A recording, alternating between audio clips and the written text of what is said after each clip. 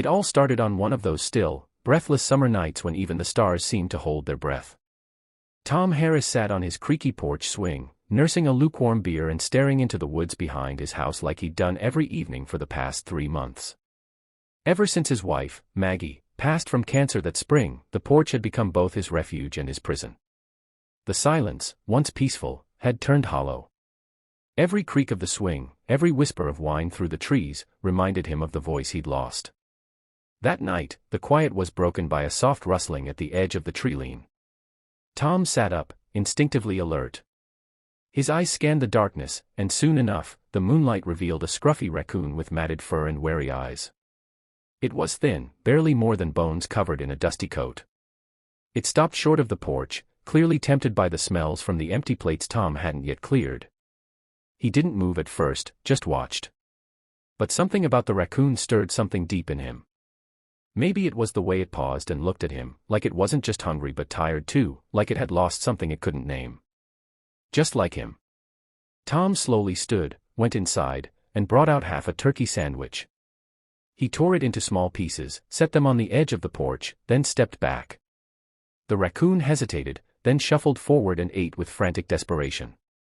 The next night, it returned. So Tom brought more food, leftovers from dinner, some water in an old dog bowl, even a couple of strawberries. The routine became ritual. In those moments of quiet exchange, something in Tom began to soften. He started talking aloud while the raccoon ate, sharing stories about Maggie, about his work at the mill before he retired, about how quiet the house had become. But on the third night, something changed. It was just past 11 p.m. when he heard the now familiar rustle. But it wasn't just one pair of paws. It sounded heavier, broader, like something crashing through the underbrush with no intention of being stealthy. Tom stepped outside, flashlight in hand. The beam caught the raccoon's eyes first, reflecting back like twin embers. But behind it, emerging from the trees, was something else. At first, it looked like a dog, large, black, and hunched low. But then it stood. What emerged from the woods was no dog. It towered, with long limbs and skin like cracked leather. Its eyes glowed not with light, but with malice.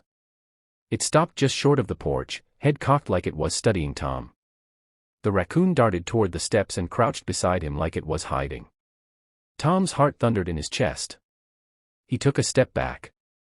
The thing let out a noise, half growl, half breath, that raised every hair on his body. It didn't attack.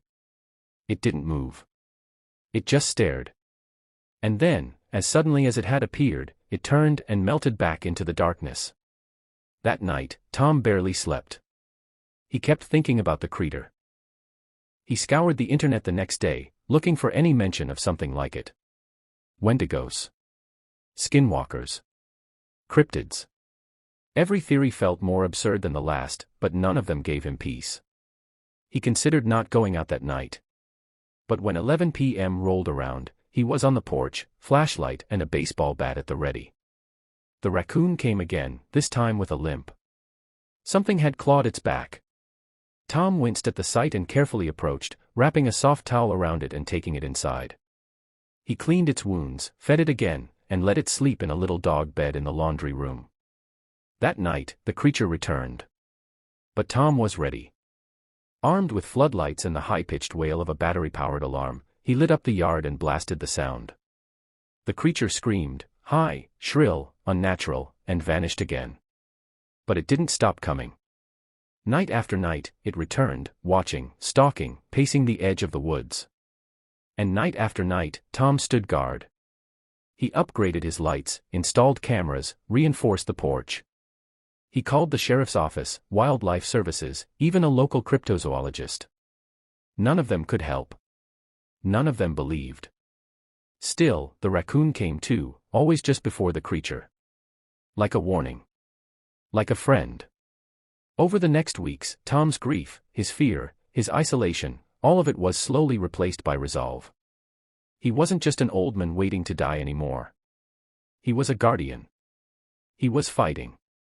And the raccoon, he started calling it Buddy, was healing too. Its fur grew back. Its limp faded. It stayed close, often napping on the porch, watching the woods with keen eyes. Then, on the 12th night, the creature didn't come. Nor the 13th. Nor the 14th. By the end of the month, it was gone.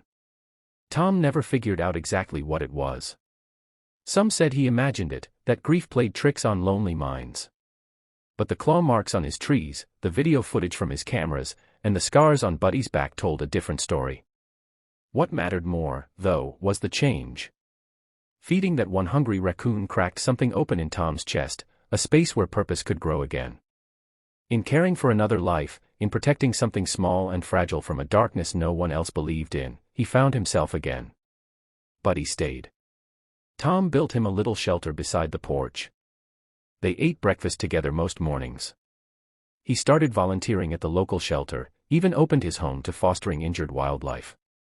Because sometimes, when you reach out with kindness to the small, lost things of the world, you find out you weren't saving them. They were saving you.